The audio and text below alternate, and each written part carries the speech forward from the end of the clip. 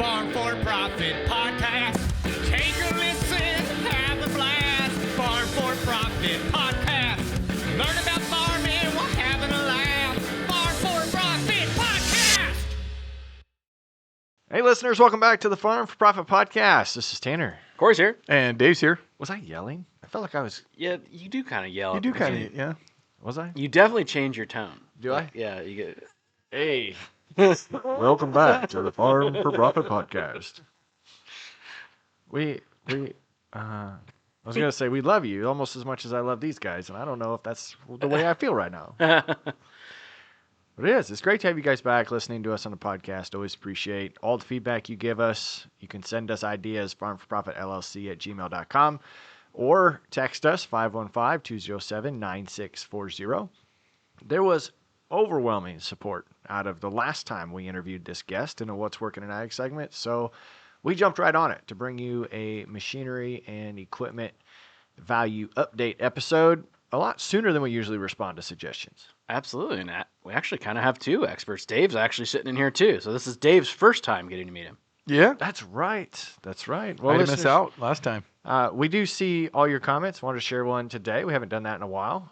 Hey, guys, loved your mental health and ag podcasts that you released. Love them all, by the way, but this one hit hard. Honestly, never realized how much the stress of my job and the company I run truly is dependent upon the mood of farmers and growers. No matter how good I could be doing in my company, some days it's never going to be good enough. Appreciate you sharing this. It hit home real hard. Thanks for all you guys do for the ag community. Yeah, we had a lot of good reviews from that show, and it's not that I thought it wasn't going to get good reviews. I just didn't know how many people would enjoy listening to us talk about it because we're not experts, but it definitely affirmed that we needed to be talking about it. That's right. Yeah, it must have been timely, and we hope you all know that we can be a resource to you in many different ways. And today we're going to be a resource by jumping into the conversation related to the marketplace. Maybe we'll learn where there's some steals. Maybe there's some places that are holding firmer than others. What marketplace? The marketplace. Land? No, Grain? we're talking equipment. Okay. We're talking equipment Okay. today. I already said that. Oh, Did you even listen? No. I After didn't you hear- I didn't squeaked hear in the him say it. beginning, I kind of You shut sound my like- ears. really? I'm in a different register right now. Is this the drowned out, the monotonous? You sound better. Yeah. passive?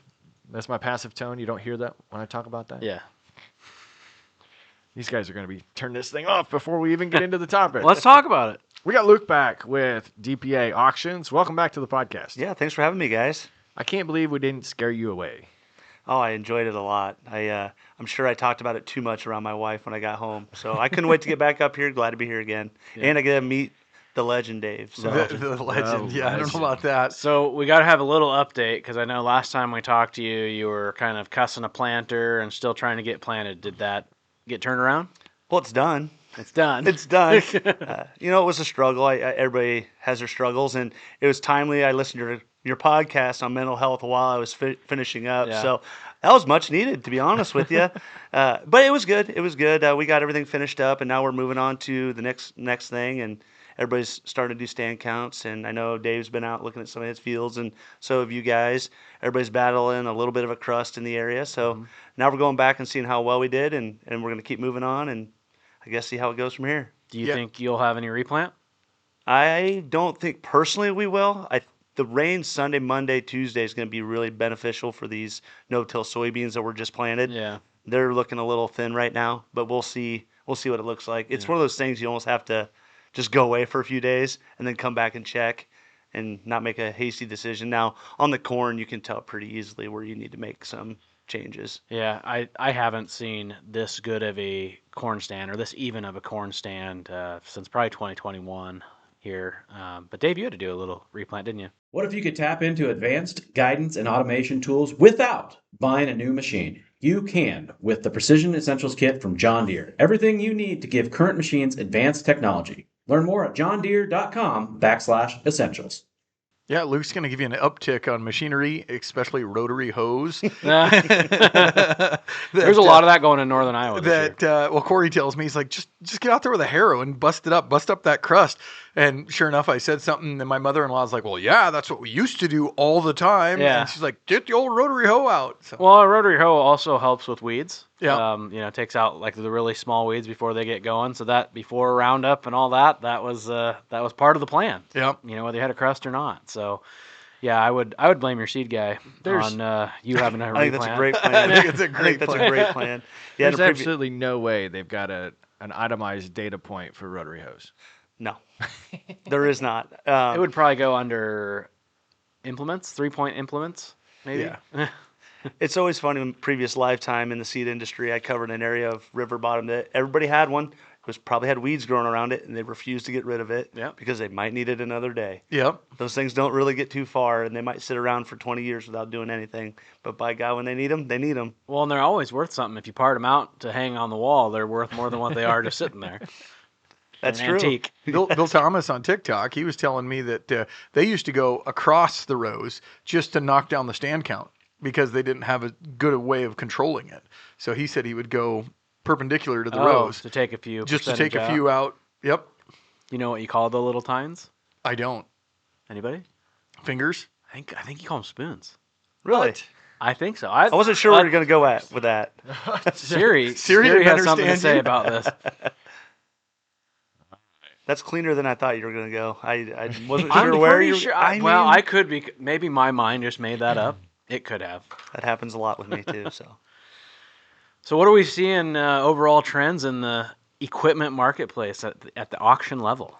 Well, pretty similar to what we talked about last time on the podcast. We're still seeing a fairly strong 2025, and more strong on the side of volume of equipment. We're still seeing a good volume of equipment. Now, where you're seeing some of the changes from 22, 3, where the prices and the values were so high, like you would know, we're starting to see those slide back down. And that's still there, but from a sheer volume standpoint, there is a big supply of equipment on the market, especially in that 1 to 3 year market. So we're still having quite a few sales. Now, at DPA auction, the way we're set up currently, we do sales every other Tuesday. And typically, the way we can track if we're having more items or not more items and better sales is we'll have more 2-day sales. So if we get over a certain number of items on a day, we like to kick it to a 2-day sale. And the reason we do that is so we're not so crunched for time, and we can have those items featured at a reasonable time where more bidders are available. So overall, we're still seeing a pretty strong market, and where we're seeing some of the values come down are on those 1 to 3 year items, those late model, lower hour machines that were bought with COVID money or whatever it might be when everything was inflated. That's where we're seeing the struggles. And again, we'll get into a little bit later. The 5 to 10 year old equipment is where we're still seeing the values, and those things are still bringing good money. Dave, you seeing the same stuff? I was actually listening to his TikTok the other day where he was saying that it might be a good idea to buy that, 2nd-year-old or 3rd-year-old and then hold it for 5 or 6 years and then sell it, and you probably make a buck on it. But there are definitely machinery jockeys doing that. Yeah, but do you think that's because the stuff that you're talking about that's holding its value is because it's pre-emissions? I think it could be a little part of that, but also you got to look at the equipment index and what retails, what the actual new equipment selling for versus what you can get it at the auction. And we use that 120% difference is kind of the range where we start seeing the values on the auction be better. And what I mean by that is when that widens for what the dealer's wanting or has that listed for on the auction, what it's listed for is different than what it's selling for at the actual dealership. We all can go on there and see what they want. So you're more saying it's more of the car lot driving off, losing its initial value. Yep. It's just not inflated because it's a dealer selling it. Right. And Tanner can probably speak on this way more intelligently than I can. And even one of you guys here is, we've never seen depreciation like we've seen right now and some of these things. Obviously, like one good example would be the 1100 X9 combines and how they depreciated out so fast. Yep. So I think we're going to see some more normalized equipment markets moving into the next year where a lot of this narrows up. This index narrows up. Auction values and dealership values are going to have to come a little bit closer, but how are we going to get there? Right.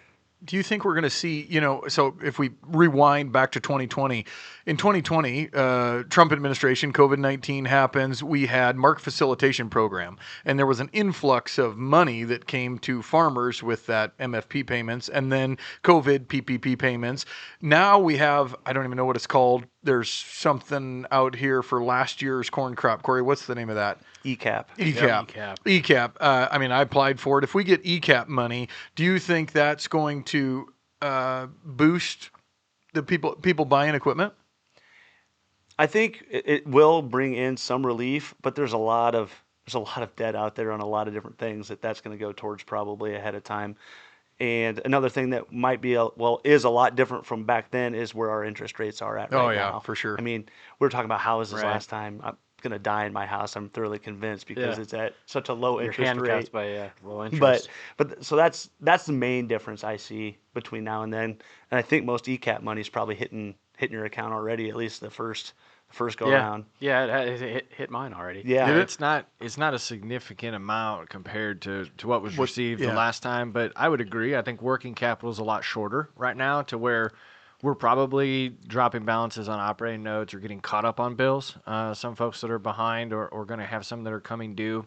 A lot of land payments are due in June, July, and August, tied to grain delivery dates. So my guess is it won't have as big of an impact, but I'm not the expert on this topic either. I just feel that way. Are you seeing? I've had a handful of calls that I don't normally get, and that is, hey, the margins are tight. Mm-hmm. Crops didn't do as well as I wanted. Let's just liquidate a handful of pieces. Here's 4 or 5 from last year that we use less of, or let's reduce from 3 tractors to 2 tractors. Do you see that, or why are guys selling, or is it the same people? It's not necessarily the same people. And the people that are still selling, some dealerships are ahead of the game, but there's still a lot of inventory on these lots at these dealerships. Or another good example, and this might be regional, we're seeing a lot of co-ops in our area that maybe are having people outside custom. They can't find people to hire. It's hard to hire anybody anywhere in this industry. So they're looking for, maybe, let's say Tanner's got a custom spray application. They're going to go hire him just to run their acres. They're going to pay him. They don't have to own the machine. So they're getting rid of their stuff. We do a ton of work with retailers. That has been our bread and butter at DPA for a really long time. And a lot of the reason is we're full service and we're professional. We take care of them. But you're going to see a lot of that. And to your point, there's a lot of, you got to look at equipment as stacks of dollars, whether it's on a lot or at your operation. If it's truly not needed, and there was a lot of stuff bought that's not needed because of tax reasons or you name it, that stacks of cash sitting on your lot at your operation that you can put to work towards an interest rate or towards something else that you might need, whether it's, hey, I'm going to downsize, sell 2 planters, go to 1, and I'm going to upfit it with precision or whatever it may be. We're starting to see a lot of that, and I think we're going to see a lot more of that as we progress through the summer and get ready for fall. But that's conversations we have every day with our sellers. Yeah, I'd be curious what that sprayer fertilizer spreader market looks like, because Van Wall in Nevada has a whole fleet right now. Did you see the row? They just lined them up too. There's two rows. Yeah. Nearly 2 rows of it was all dry tractors. fertilizer spreaders. Yep. Almost brand new. I can't remember what that R series is. They're floaters. Did they bring them in on like leases, or do you? I would assume it's an elevator that it was at the end of a lease and turned them back in. Either they went with a different brand, or now they're just sitting on Van Wall's lot. So you look at that as stacks of dollars, and that's a hard item to sell over and over and over again. But I've had conversations with a couple of listeners that are looking into buying a sprayer because they're tired of paying the capital out the door for someone to custom apply for them. So I wonder if it'll be one of those items that inflates. Do you think they'll sell them though? My good friend Justin with Vetter Equipment, I try to go with dealers too, and boy, I just can't get any traffic. He's like, we're just going to hold on to it. We've seen it time and time again. Prices go up, prices go down. We're just going to hold all that inventory on the lot.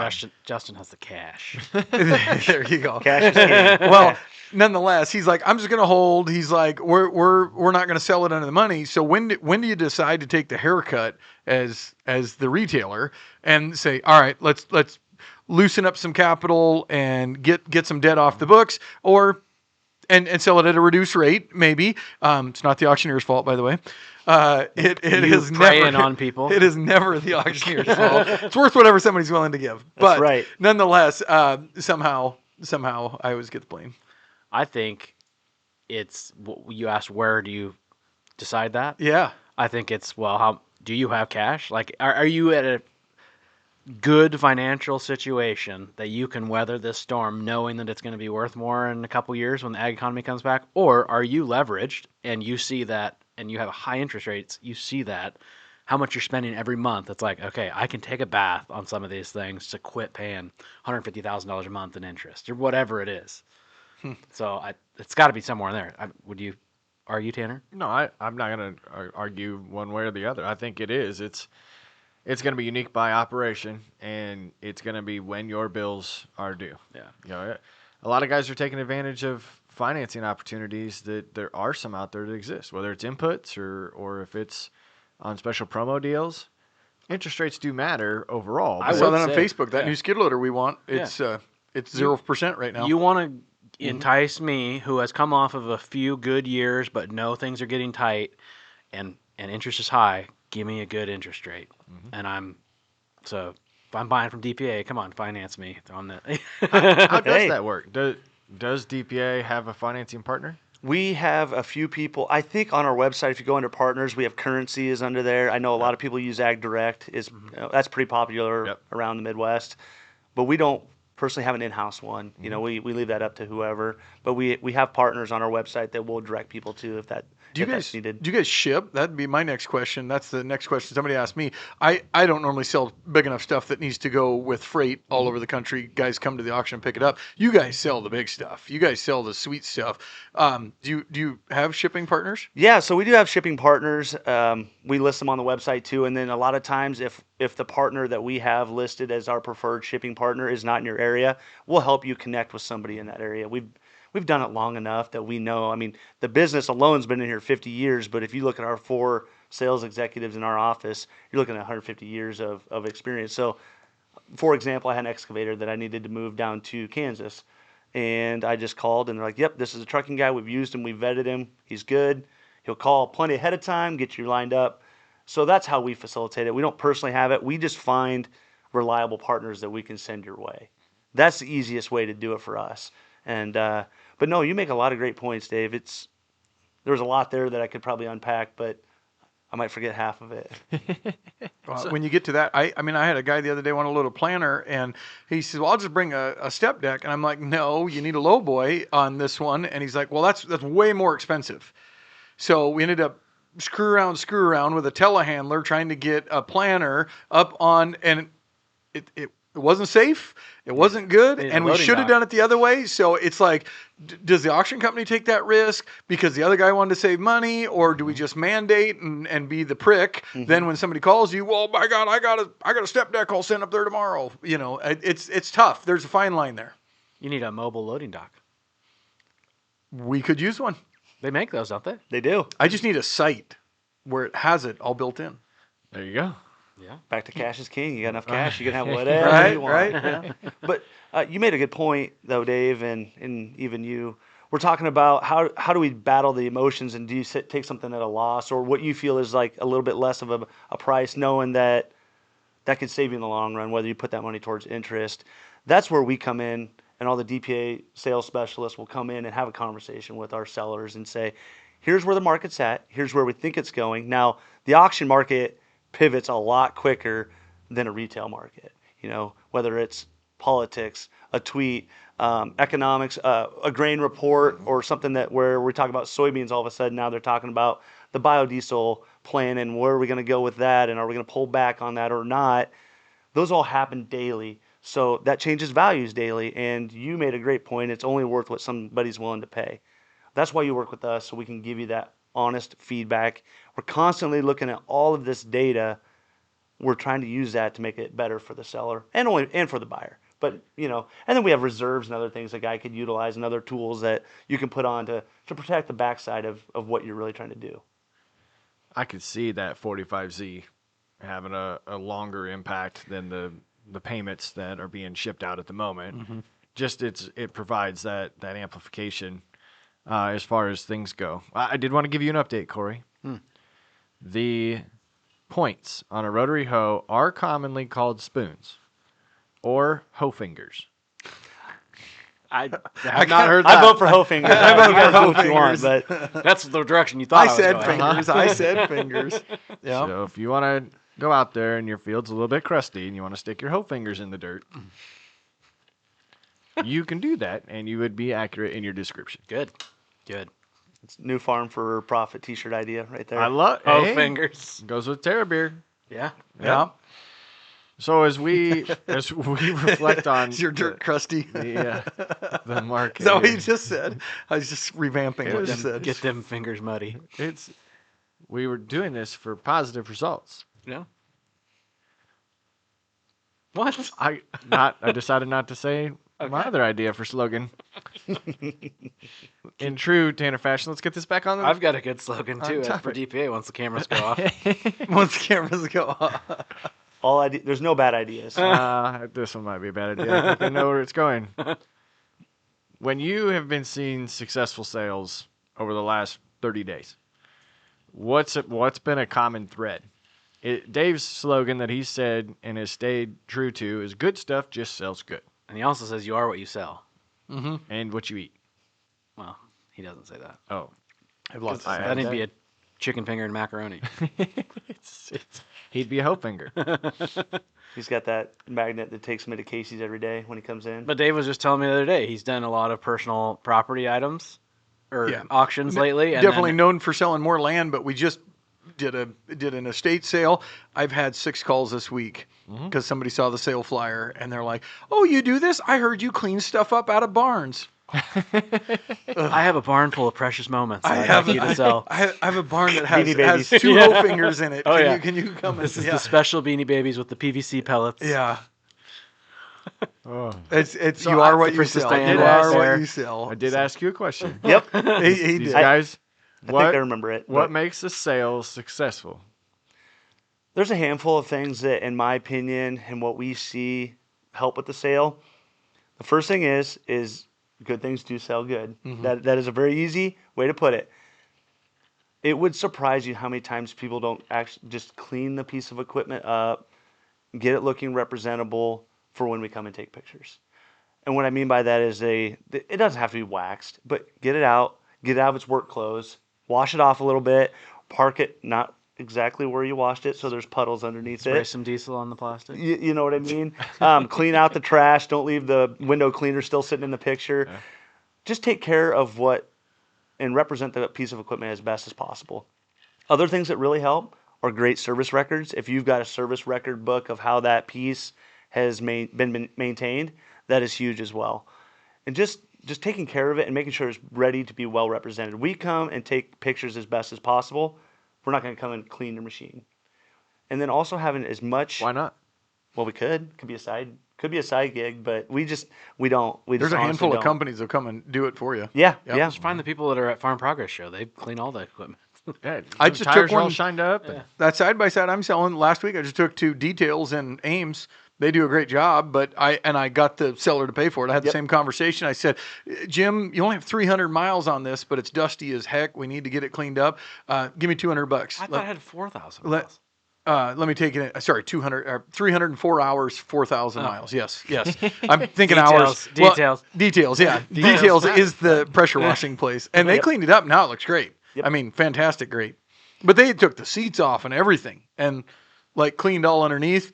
It looks new. A couple $100 can go a long ways in making Yep. a piece of equipment look nice. And then, obviously, from our standpoint, it's the quality of the pictures, how we represent it. We want it to be like you're walking around that item and walking in, looking in the cabin, outside of the cabin, underneath it. We want to make sure that we represent it how you would be if you were actually looking at on a lot. And then the description. We want to make sure that we are fully transparent of what's right, what's wrong, what has been done, what has not been done in the piece of equipment, so that when Corey, Tanner, Dave wants to come and buy a piece of equipment, or they start buying through us, they have a good experience and they want to come back and either sell or buy from us. Corey, as a buyer, do you think if somebody listed that the left side of the bumper has a tweak in it or something. Okay, a small thing, but they told you the negative. Does that win your favor more or less? That gives me way more confidence in your listing. If you're listing everything else, you have a bunch of pictures. It's amazing that you can have a bunch of pictures and still hide stuff. Mm-hmm. You know, it's like you just can't see from 20 foot away. But yes, I do want to know the flaws because I know that a semi with 800,000 miles or a tractor with 5,000 hours doesn't have any, has zero blemishes. And you're trying to represent that this thing was put in the shed, washed every night. There's no way, right? Yep. So I want to know. I want to know if there's, the AC's not working, right? Little stuff like that gives me confidence. Now, maybe I won't bid quite as much knowing that, but I have more confidence in my bid because I've bought crap that misrepresented.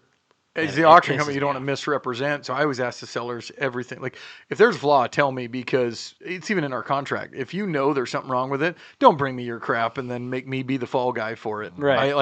There's an oil leak. Well, you should have told me that. Because now, Well, I've bought from other auction companies that aren't in this room, and there was blatant misrepresentation. I mean, to the point of, I get like mechanical issues can happen in between from the time you buy it to not. But like when you say a wheel is aluminum and it's steel, like that's, blatant to me. And then you won't do anything about it. Well, we'll talk to the people that listed it with us and nothing ever happens. It's just like, I'm done with you. It pisses me off.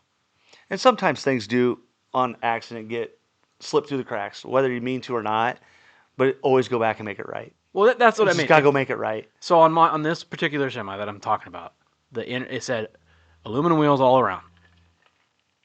Usually, if they're steel, it'll go in steel wheels on the inside, right on the duals. Mm-hmm. And this had steel wheels on the inside, and I had the screenshots of it, and it said all aluminum wheels, and that's about $250 a wheel, can be. And they wouldn't do nothing about it. Reached out to the people that listed it with them, they wouldn't do nothing about it. And it's like, and they didn't try to make it right. It's like, yeah, I'm not buying anything else from you. So. Well, the one nice thing I will say, and this is a plug for DPA auction and working there, I come from a large corporate company, and a lot of times things like that would move at a snail's pace or get lost. Yep. DPA is family owned. I go into Fremont, Nebraska. I walk about 200 meters around in a circle, or not even 100 meters around in a square. I can see the owner, to the accounting lady, to the person that handles the titles, to the payments. And if something's wrong, I walk in their office. They say, yep, we'll make it right. Boom, I'm out in 5 minutes. Everybody wants big. Sometimes small is good. And it is so refreshing to be able to work with somebody that can pivot and make it right for a customer. So I want to put that in there. Another thing as a buyer, can I still send a check for something I bought? Or does it have to be a wire transfer? I have taken checks. No, I've taken checks from customers before. Yep. We handle all of it, all of the payments in and out.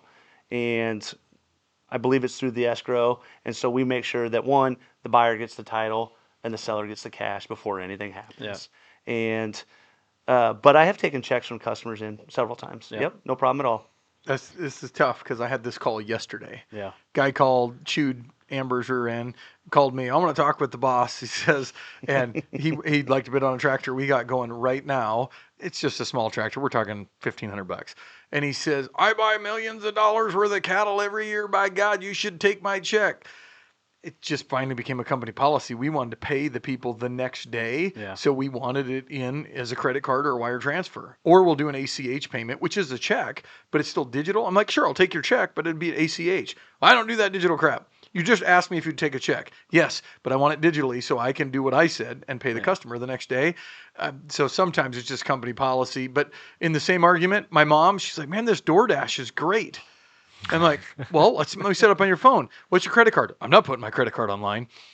Well, then you don't get the convenience of DoorDash. Yeah. Right. That's so same thing. So sometimes you just DoorDash isn't going to take a check. Right. Right. So at our company, this guy asked, will you take a check? All day long, and yeah, you buy millions of dollars worth of cattle, except we just have a policy because we want to pay the person the next day. So I think everybody accepted the policy on Amazon.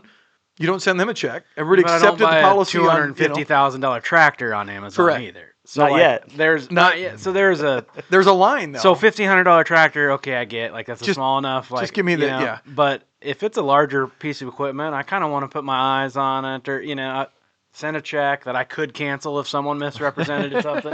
You See? know, like That's what he doesn't want, Yeah. though. If it's sold, it's sold. yeah. Correct. I don't want to cancel check. I had a guy call from California, bought a camper from us last week, and he called and said, "What happens with the money when I send it to you?"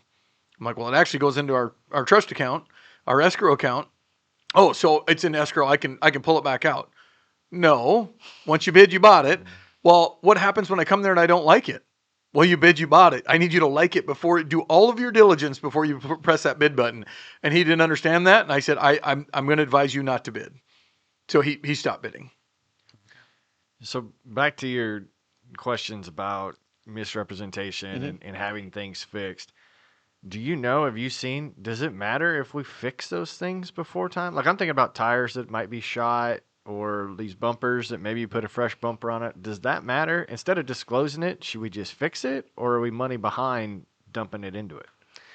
It can go both ways. So if you do, I've had where I went out and took pictures of an item. The guy calls me a couple days later after I have it listed and up on the website.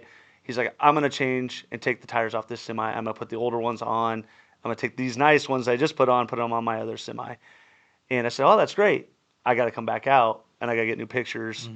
And then I will put that on there. Now that's going in reverse. That's not fixing something. But if you do fix something after we've been out there and taken pictures and listed it, I want to update that too.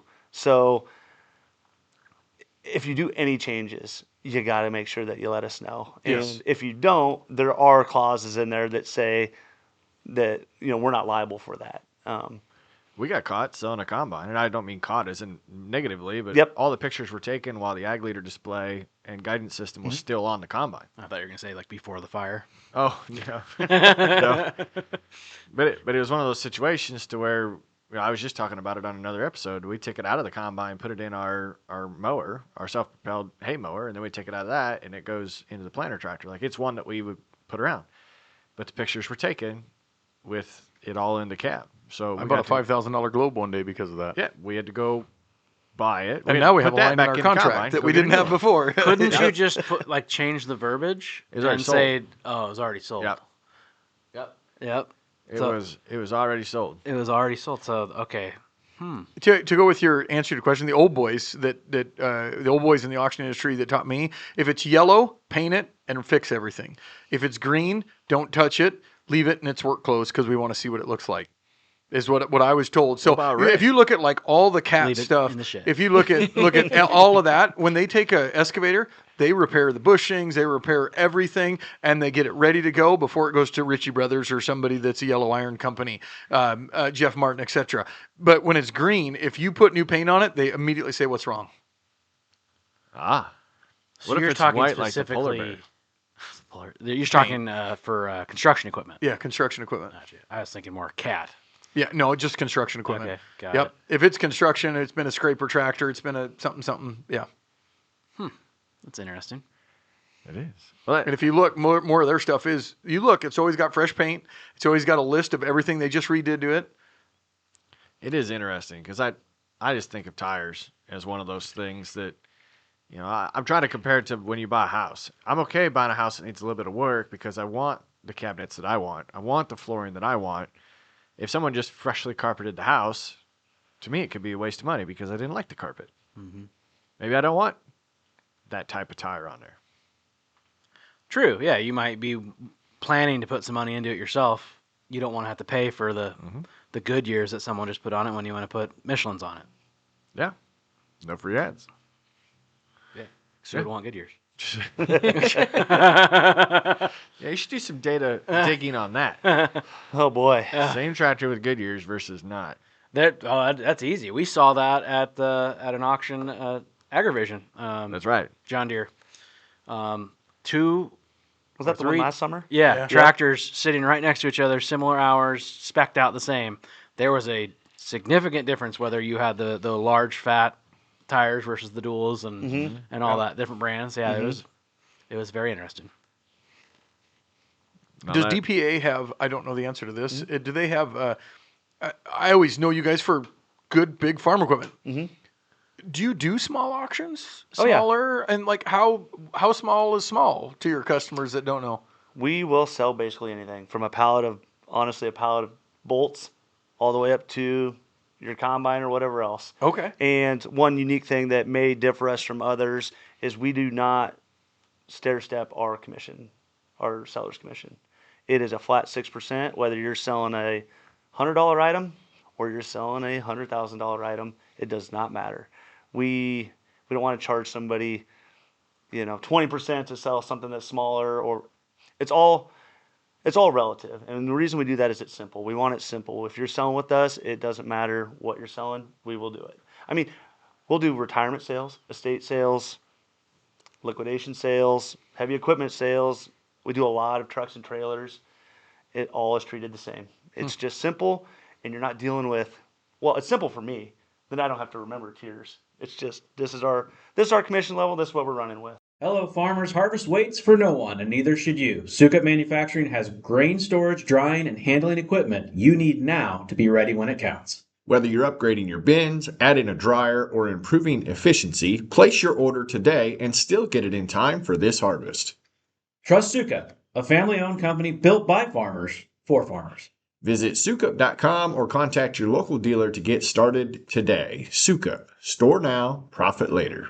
Sounds like you better just start referring some of your Small garage stuff. garage cleanouts to them. The ones I need 35% on, I know this guy. He'll do it for He'll be like, We I am can make it never happen. working with them again. If you work in something else with me, I'll make the the juice has got to be worth the squeeze. I mean, juice. I'm literally with my truck, my brand new truck. Yesterday, I said I will never haul anything. I called my wife. I said, do not let me haul anything for anyone else ever again. I decided I would take their garbage to the dump. Yep. Made it all the way to Boone County, and guess what? They won't take stuff from Story County, so I have to drive 60 miles the wrong way. And then I'm sitting there in my truck, in line, in this minefield of tire poppers everywhere, and I'm thinking, why am I doing this? All for I should have called the $400 get the roll off, get it here, but nope. I was trying to save money, and Why didn't you just tell them it was from an auction in Boone County that you had? well, because she just asked, and I said, well, they used to take Story County, so I said, well, it's right over to Ames. She's like, yeah, we don't take Story County anymore. It's probably good to not lie, Corey. I mean, it's not lying. It's just stretching the truth a little. I mean, He may not have known exactly. You what had County an away from Boone auction County. in Boone County at one time. I know. Well, the next one, Yeah, is exactly. from there. So and now you're gonna go up there and go like, no. they're gonna be like, no, Yeah, we know where this I is from. only do auctions in Boone County. Apparently, because you yeah. don't take crap at Story. I only auction off stuff. yeah, in you Boone can't pivot County. at that point. But All right, let's flip the script. Yep. We just got done talking about some things that help a piece of equipment sell better than the others. Is there any way a buyer gets a deal on your site? Oh, absolutely. The deals come when cash is king and you've got the money to purchase. We're in a huge buyer's market right now. It's no secret. Where you're going to find the buys, like we talked last time, are in those higher horsepower tractors, some of the combines, and if you're buying out of season, that's another thing. If you want a planter right now and somebody needs to list a planter, Dave. we might not be recommending listing a planter right after planting season, but you never know. Maybe now's the time to go on and find a new planter. Or if you're looking for a combine and you're starting to look in the spring or after season, that's where you're going to find the buys. Combines, higher horsepower tractors, sprayers were real hot here right before spring. We actually saw an uptick in sprayer values. That's probably where you're going to see some deals right now. We're into spraying season. You get on Marketplace, you get on auction, there's several sprayers listed. You guys were just talking about Van Wall and some fertilizer machines. Anytime you can look for something out of season, that's where the buys are. But me I'll put my producer hat on, my farmer hat, or a buyer hat. If you know you need a piece of equipment and you've got the cash to get it, we're in a buyer's market. Yeah. Go buy that thing if you can handle it. And make sure that you set that thing off to the side, because we're in a good position right now where you can definitely do something like that. So, equipment ebbs and flows. We look about 3 to 4 months out from what the season is. Hay equipment's really hot right now. Why? Because we're going into haying season. So maybe if you want something like that, wait a little bit. Yeah. You guys and your listeners are intelligent enough that you guys know the seasons. Just start thinking a little bit ahead of time on where you need it and when you need it. If you don't need it right now, but you can stomach paying cash for something, it's probably time to go get it. It is interesting, the nature of humans, right? If you want to sell a boat, you sell it on the first warm day of the year, or a mower. Yep. You want to sell a snowmobile, you sell it when it's the first snow of the year. It's just that people are just in the moment. It's hard to think forward. Another perfect example is houses. Impulsive. Zillow, as soon as March hits, Zillow on your phone is Yep. lighting up with 500 houses for sale in your area. Yeah. We've talked about that on the farmland side. Dave, you said you see a lot between September 1st and the end of the year because it's after leases have been terminated. Yep, and I'm quiet now because we got into planning and nobody sells during planning. Yeah. And we have seasons, but on the flip side of that, if for a buyer, it's great, and it's great when we have unreserved auctions. But like I have a snowblower for sale right now. We're coming into summer. So what he said, well, my seller says we're out of season right now, so I want to make sure to protect that. Of course, I'd like to see it go. We have a bunch of hay equipment on the auction, which is going to do well. We didn't need to protect that, but he wanted to protect the snowblower that we're going to put out there, And I said, look, just sell it, And I try to give that, let it go. The market will do its thing. You want to sell it for a reason, but not everybody agrees with that conversation. Do you guys have reserves? Yes, yep, we offer reserves. I've always known. I feel like no reserve. I do feel like people bring their best. I watched some other auctions where there's a lot of reserves, and a lot of them don't sell. This is out of ag, right? Yep. And they never get but if it's no reserve, it gets all the action. Yep.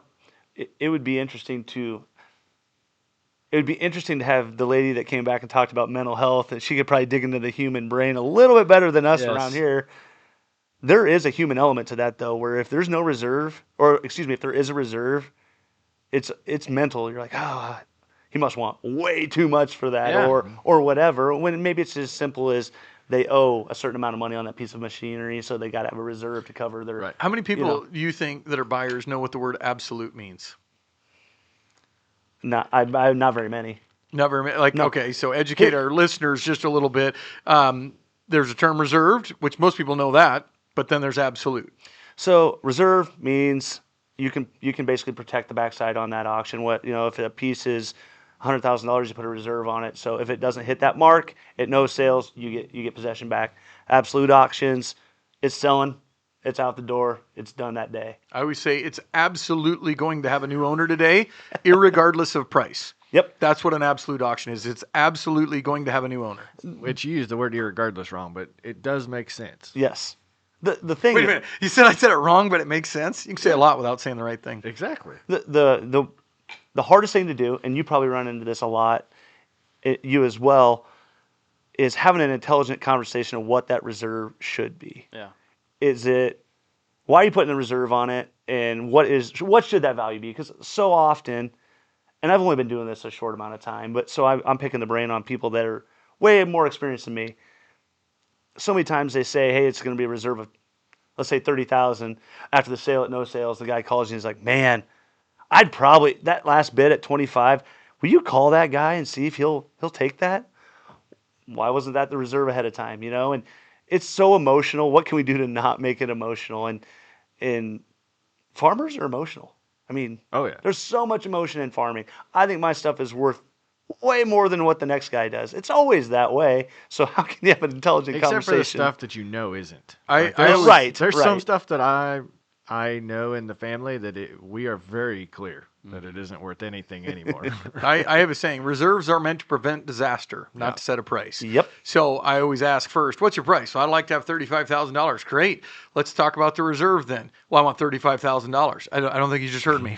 The reserve is meant to prevent disaster. So then we just back up. If I got you 30 today, would you take it? Yes. How about 29? How about 28? When is it? I hate you, auctioneer. But here's my argument to That's this. the number. If auctions are true market discovery and you want to have an auction and sell your equipment, Yeah. shouldn't it just let it, it's a dang auction? If not, why wouldn't we just list it for what you want? Because you want all the upside and you want no downside. Yep. Why do people come to auctions? Because they think they're going to get a deal. Yep. Well, that's what I was going to say. When I see something that's a reserve, I feel like I only half bid as often as I would have, because if it doesn't meet the reserve, I don't want to be too high if I get a chance to negotiate with the person that's selling it. So if they set their reserve at $100,000 and I know that my max was actually 98, I might only go to 75 because I don't want them thinking that, oh, it's worth really close to what that reserve was. I'm going to stop unless somebody's. But a lot of pushing people it. think the 5 Ds of auctioning: divorce, dissolution, disagreement, death, something, right? They think all the bad stuff about auctions. They think 1980s. They think equipment crisis, farm crisis. We have to sell it. Oh, why are you taking it to auction? Change your mentality a little bit. How do we know what the Batmobile's worth? We took it to auction, 2.8 million or whatever it was. How do we get the highest horse race race horses in the world? Fiptic-Tazen. Go there. They did it at auction. Barrett Jackson Auto Auction. Mika, like the highest priced anything. How do we get $30,000 an acre on farmland? They didn't ask that. They probably didn't even know it was worth that. True price discovery is out there. The problem is, then I ask a guy like Corey to sell. He's like, put it on Facebook. If I don't get this much, then I guess I'll take it to auction. Well, the one thing That happens a lot. Exactly what happens. the one thing that has kept me in on online auctions, even when I haven't been able to put my eyes on it, even though I've kind of changed my policy that I need to put my eyes on stuff that's, pretty high dollar stuff, is someone was bidding against me. Mm-hmm. Right? That was right behind my winning bid. So at the end of the day, I, in theory, should be able to slap that puppy back on there and get, if I paid $40,000, I should be able to get $39,900. Mm-hmm. Now, where that comes into play is if there's bad actors in the background that weren't bidding and Makes sense. Doing that. So, and I know, this auction industry isn't that regulated, right? So there are probably bad actors that can do that. So that always concerns me. Oh, sure. Yeah, that's definitely a concern, and that's where you got to really look at who you're buying through and what their policies are, what their integrity is, and I mean, unfortunately, you just got to take them for what they're worth. If you like them and you trust them, and that's how it goes. But you're right. Is there any governing bodies of this stuff? Not that I know of. Dave might. Certain states have it, and certain states have. We should start one. Yeah. We should start the Farm for Profit Auction Police. Auction police, is that what you're going to call it? Yeah. Yeah, there's bad actors in any genre. Well, I mean, that's been around as long as, even before online, right? Just people bidding it up in the crowd that they had placed or whatever, Well, I selling equipment, I've had the guy who's selling it be in the crowd and not take his bid, and then gets pissed at me that I won't take his bid because he's bidding up his own equipment, and I might be the only one that knows it, but arguably some neighbors probably know that that's his tractor, and he's over there waving his hand trying to bid. I'm like, can he not buy it back? He could buy it and back pay your commission and get a commission or no sale, but then does that do anybody any favors? No, not really. And the only thing that the internet did is let all those people bid on their own equipment. Yeah. All right, I do want to. Okay, let's stop being the negative. But I truly do want to have a show because I've had people reach out to me. I've had my own experiences of I want to do a show that's bad auction experiences. Yeah. I want to go through experiences that people have had and call in leave us a voicemail or whatever, and we'll pick out a few to have live. Yeah. And I want to go through the history of auctions. All the way back to I don't know how long they go, and when did reserves come in? I don't know the answer to that. When did that because when did it quit being an auction? And it was like I said earlier, it's a listing, but we're going to take the upside and not the downside. Yep. Yep. So where do we go positively from here, Tanner? I had a theory that popped in my mind, and not even on the notes, and I want to know if the listeners can challenge me on it. We talked about it's not good to sell a sprayer at the end of spraying season. It's not good to sell a planter at the end of planting season. But if you were tight for capital, didn't have the cash, could you buy a planter, plant with it, and sell it? Ideally, it sells, right? You take whatever depreciation factor you get, but you still have all that cash back in your bank account for another 9 months until you buy a planter before planting season, use it for a month, and sell it again. Like upgrading your car every year. Same thing like combine. No, you don't own it. You only own it for 1 month out of 12. It's like a personal lease. Right. Then you buy a combine in August, use it from August to November, sell it. But you're not carrying that on your balance sheet from December through August. What would that look like? Obviously, tractors would be a little different. Might not be able to do it like that. But tractors would be easy because there's not a ton of technology. Like a planter, I'm thinking boy, you'd have to do it with a ground drive. You can't be buying a planter and then upfitting it and Correct. You'd have to be ready to go. Yeah. Yep. But I see your point. Instead of carrying $1 million combine setup for 12 months and using it for 3, why not get it off your books and then redo it? Yep. Was that something we talked about at FarmCon or anything? Or I don't am I think making so. that up, or did you ever bring that up? Not literally. I'm gonna claim I came up You with can it sitting claim right it here. but I mean, I'm sure it has. I know stuff. I'm not smart enough to think of it, and I've kind of. Well, that's where auctions come into play, because let's say you had a planner and you go to trade it in. Like cars are easy. You trade in a car, what do you buy? A new car, right? Trade in a truck, buy a new truck. How do you trade in a combine and buy a planter? Right? How do you trade in a planter and I need a new semi? How do you trade in a semi and then switch to a sprayer? The only venue that lets you do that is turn it to cash. And when you turn it to cash, how do we do that? You're trading in an item that somebody else needs on a marketplace, that we have the people that are just looking for sprayers, people that are just looking for planters, people that are just looking for insert whatever, and then you can go buy whatever you want. That's the advantage of an auction. Now, where you lose out is, I'm going to call them the top tier farmers. So the guys that buy brand new all the time, lots of acres, they have the deals with John Deere. They have the deals with Case. They have the deal with whatever, to where I've talked with them and they're like, I can't sell Dave. I got to trade this in. We have a maintenance package. We're like, deal's done when they bought the new we're one. we're in bed deep with the dealer, and we got a new one coming next year. I can't let you sell it. They need it back, and then a swap deal. So we really hit, in the auction world, I think we hit like the second, third, fourth, fifth tier down. The top tier, I think they only do business. They don't do business with auctions. I would be curious to see those people that run a 1 or 2 year, like, hey, we trade every year, every 2 years. Yep. I'm curious to where their head's at now. Like you said, if they are not tied in. Correct. Because not only does that affect them, then the people that were taking those guys 1, 2, 3-year-old machines on a regular, hey, I know every 2 years Tanner's trading. I want his stuff because I know he takes care of it. Well, now he's holding on to it 3, 4, 5 years. What the hell do I do? Right. And Or vice versa. I'm not ready. yeah. This year it's not going to work for me. What's the dealer do with that 2-year-old machine? Or do those big operations sell it all back, give it all back, take the cash, go buy a couple of used machines, heal up, and then now they're primed, ready to buy all the ground and rent all the ground when things get good. I don't know what the right answer is.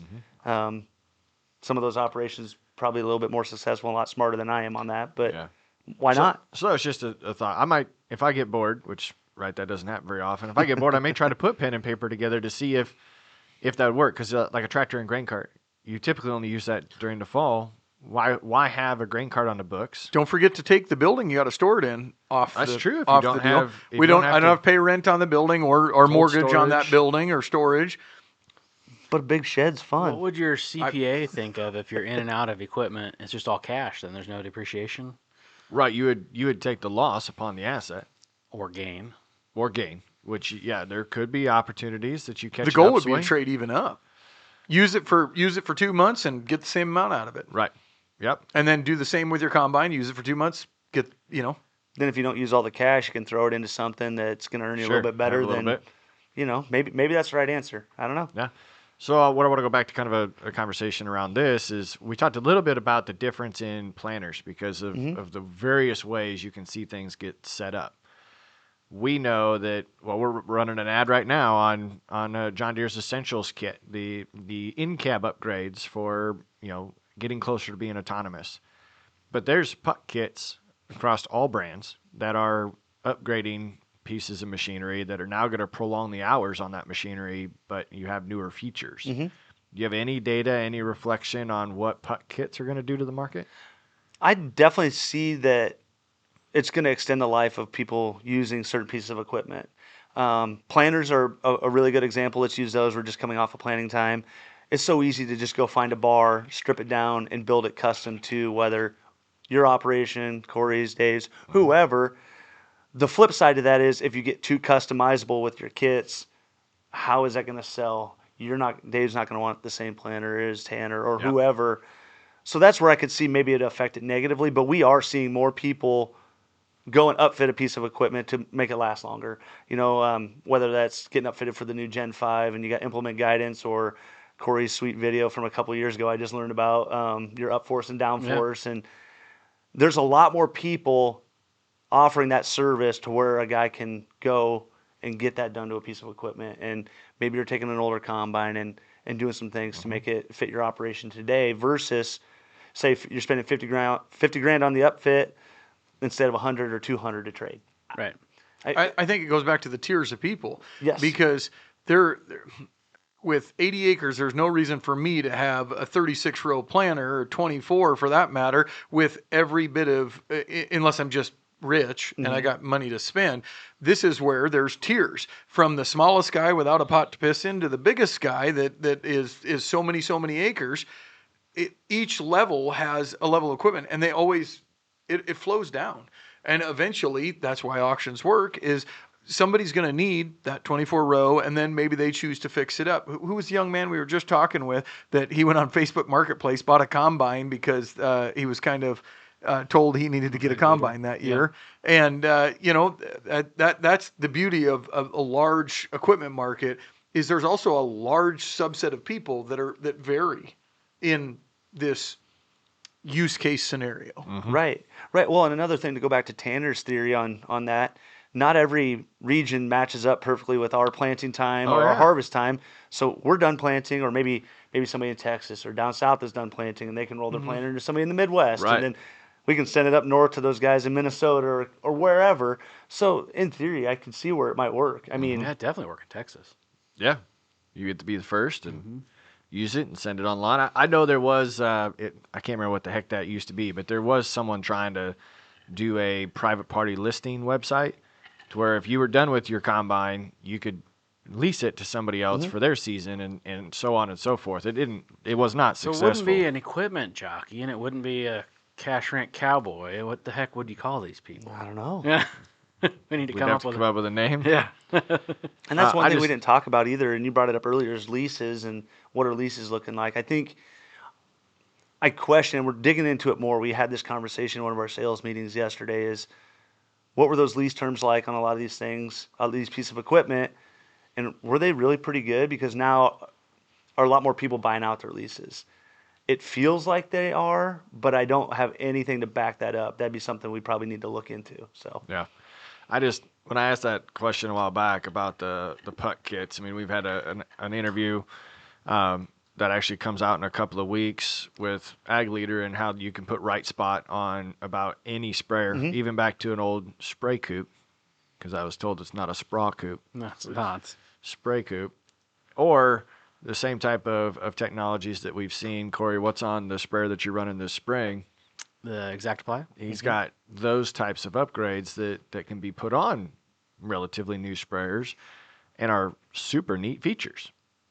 You know, planters, sprayers, combines, your tippy spout. Adjustable spout. I came up with it, Corey. It's the short use spreadsheet jockey.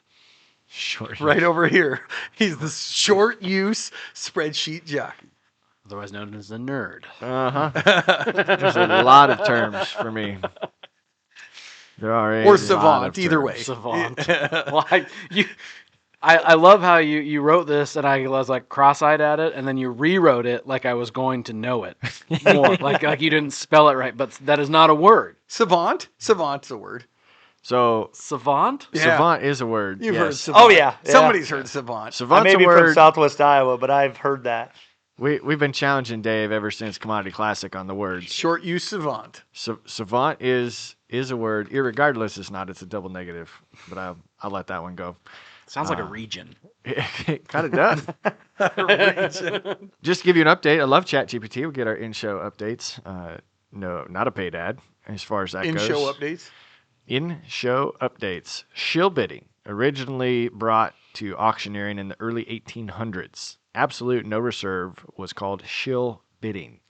Then, as auctions expanded into machinery, land, and estate sales, sellers began demanding more protection. So reserve pricing came in the 1940s, Not as according long- to ChatGPT. Yeah. Relatively. 1940s is like World War II. I mean, that'd be Right after. yeah. But you already would have gone through the Great Depression. You already would have gone through some of those extremely bankrupting Yeah, eras. they really got beat down, and they decided that's enough.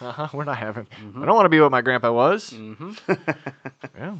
So I know that you brought a bunch of notes to the conversation today, and you haven't flipped a single page yet. That's typical. It kind of the way we try to do things here. We just write notes to each other. But is there anything you want our audience to know from what you've been observing over the last 6-8 months? No, I think I just want to reiterate, cash is king, and if you have the capital and the means to buy something and you need something and it might not be immediate, there's definitely some options out there for you to buy some equipment. We continue to be strong at DPA, and our bread and butter is making sure that we have informed buyers and sellers, and we give them options to protect themselves and give them options to do business with us. And moving forward, obviously, we have a partnership with you guys, and we're going to offer some really nice 0% offerings for you listeners, and we're going to run that, I think, July and August. So the reason we're doing that is we really want people to touch and feel our process and doing business with DPA, and we want a chance to earn everybody's business. So I think that's really important to us. Is we just want to make sure that you're not just doing business with us because Tanner and Corey and Dave say that you should, even though that's a great reason. We want to make sure we're earning it and doing it the right way. So continue to stay informed. When you're going to buy, make sure you do your research. When you're going to sell, make sure you talk to somebody that is in the industry, that knows the industry, and that has the plug-in and knows what's going on before you dip your toe in the water. Just stay informed. There's plenty of information out there. Just make sure you're taking the time to do your research.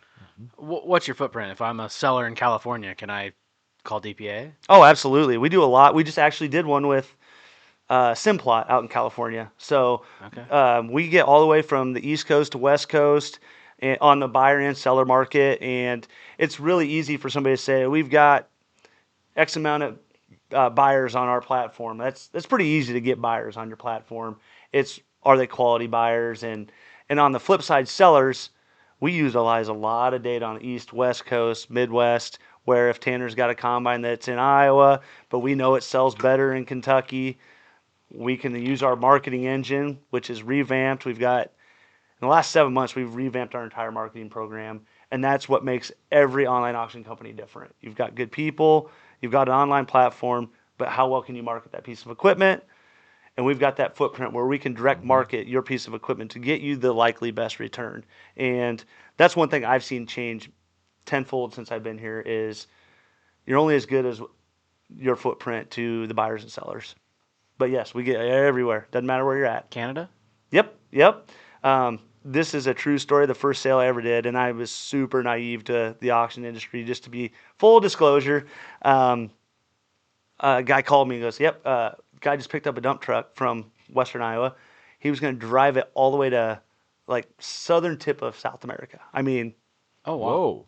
it was like what did the guy say? Like a 72-hour drive. Wow.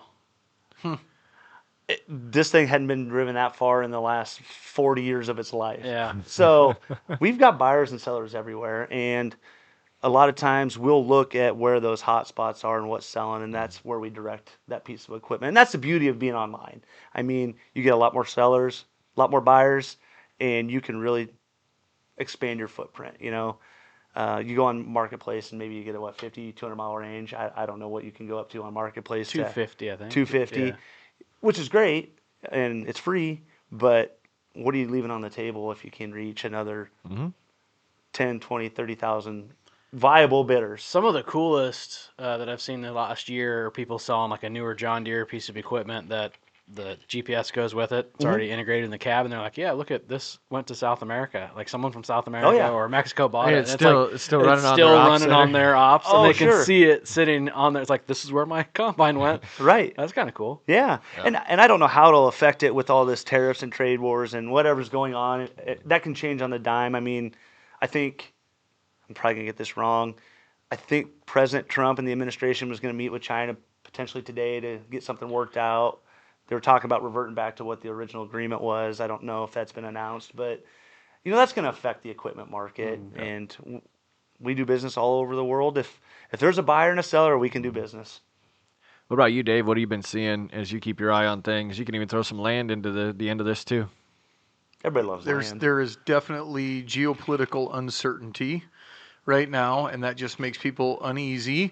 I would tell them agriculture is sheltered somewhat from all of I actually heard it 5 times the last week when sellers didn't want to sell. It is a horrible time to sell. Like, what are you talking about? So I went and watched the news for 3 days. I went and watched CNN, MSNBC, and Fox, and everybody. And yep, if you listen to all of them, apparently it's a horrible time to sell. But the world's coming to an end. But I guess I don't watch the news, so I didn't get any of that. And so my opinion was quit watching the news because honestly, the rest of the world's still rocking and rolling, and there's a lot of good going on right now, and a lot of people out there. Now, Iowa specifically, there's still a lot of old money that's out there. We have two different subsets of people. We have people that are doing good, and we have people that are on the verge of, man, I need to sell some stuff because the balance sheet's tight. Now we got cattle farmers. There's not a whole lot of people in the middle. I 6-weight steer was bringing $4. I mean, goodness, they were selling bucket bottle calves over at Dunlap for $1,000 for a bucket bottle calf. Mercy. Dumb. There are people doing really, really good. You only got a 75% chance it's going to live anyway. and then there's people on the bottom end. So, yeah, just study the market, do good business with a good company. Like he said, the reason I named my Whitaker Marketing Group, he nailed it. It's all marketing anymore. So it used to be the old boy who had the most data because he'd been doing it the longest. Well, now we have a lot more data than the old boy. Did you just call out Machinery Pete? Is it Machinery Luke? I thought. Yeah, that's right. Yeah. Which is a good point. I mean, we've got a ton of data analysts that are constantly scouring the internet and data. It's like the farmer that has 10 years of planting and harvest data that never uses it, right? We're getting to the point where we're really starting to crank it up and helps make you good give decisions. more realistic. I think it's not Machinery Luke. It's Machinery the stamp of approval. There you go. There you go. There you go. Man, why aren't you the poster boy? Or is that why you're here? You are the That's poster right. boy I think for I DPA. was the new guy that they just said you're going to go do it type of thing. And I came on with DPA with the expectation that I was going to do some different things like this, and it's been a great experience. I truly enjoy my time there, and what makes it great is, obviously I keep coming back to it's family owned. They truly give a crap. Our sellers and buyers are not a number. They're like our neighbor.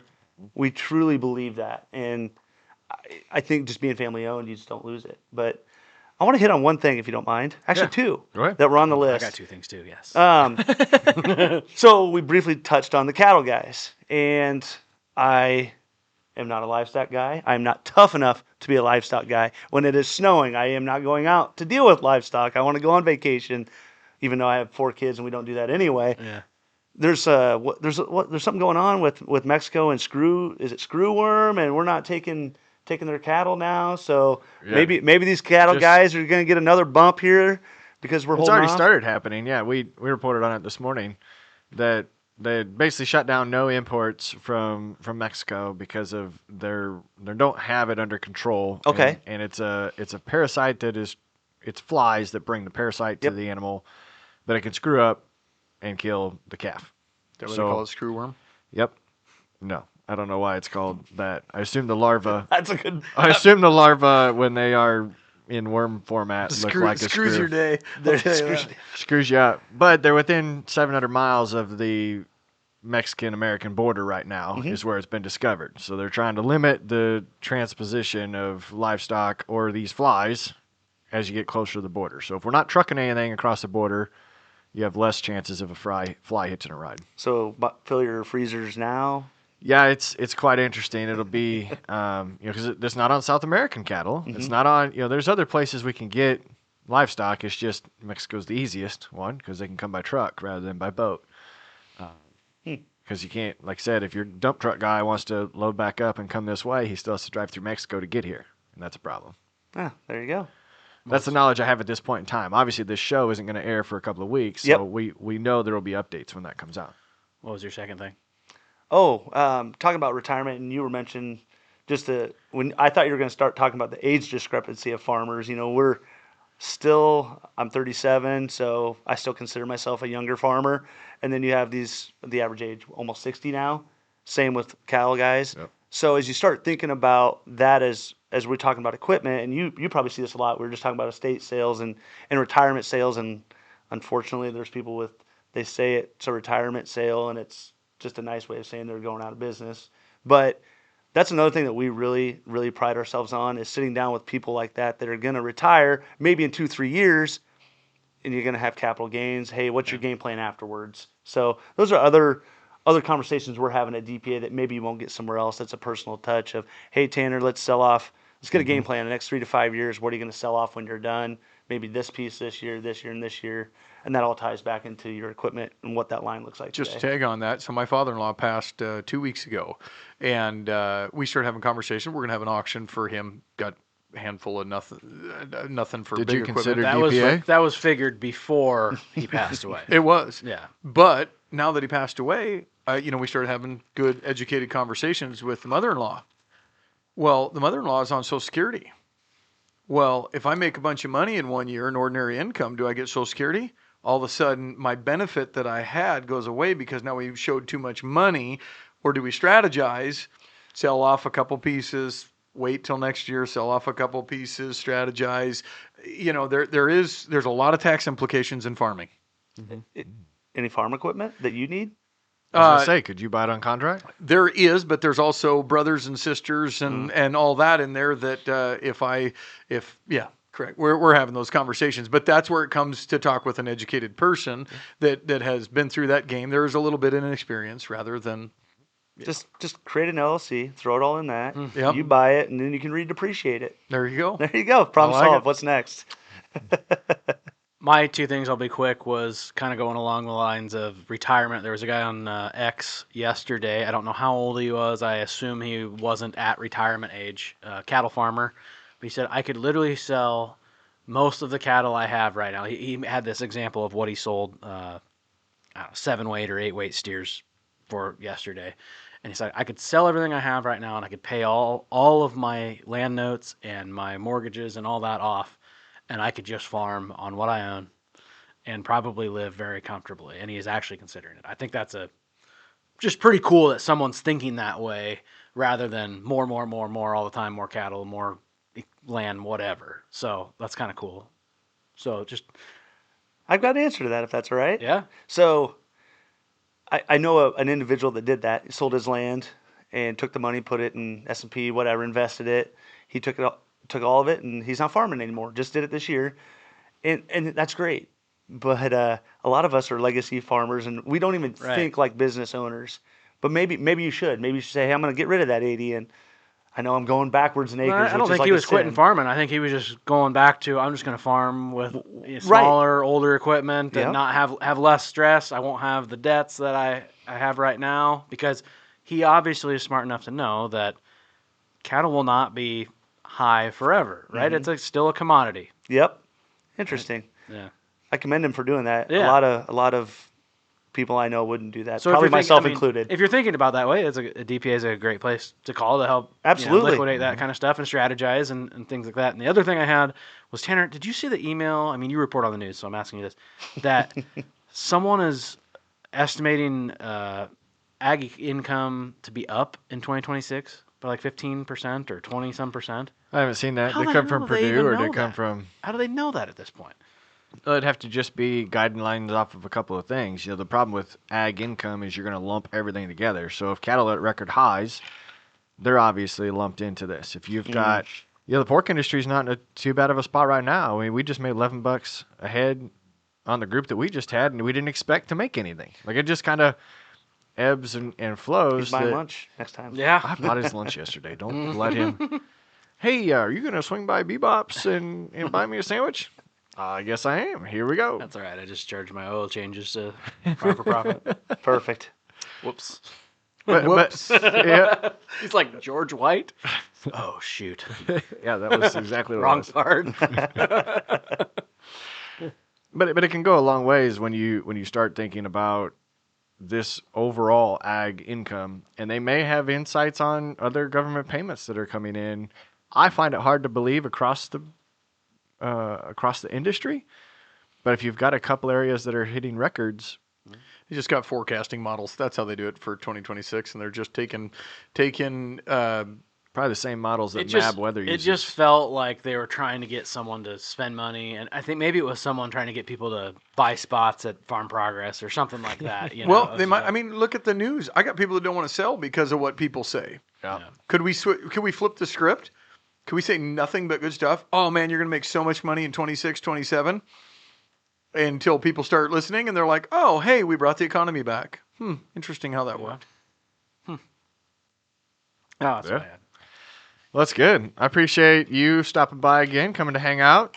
If somebody wants to look up DPA or you yourself, what's the best way to do that? Yeah, so you can go to our website, www.dpaauctions.com, or you can reach out to me, Luke Stamp, and my email is luke.stamp@dpaauction.com. We've got several people. If you don't get a deal with me, we've got several really quality people that have a lot of experience, and we will definitely love to have your business and really like to earn. And again, appreciate the time on this podcast. This has been great. I think this is the highlight of whatever week I get to do this. This is the best part. So it's good. Get to learn from some really good guys. But yeah, just reach out to us at DPA Auction. Awesome. I hope you enjoy all the garages full of junk that Dave sends you your way. Yeah, I can't wait for the after mic conversation. That'll be great. Listeners, we appreciate you as always. So until next time, have a good one.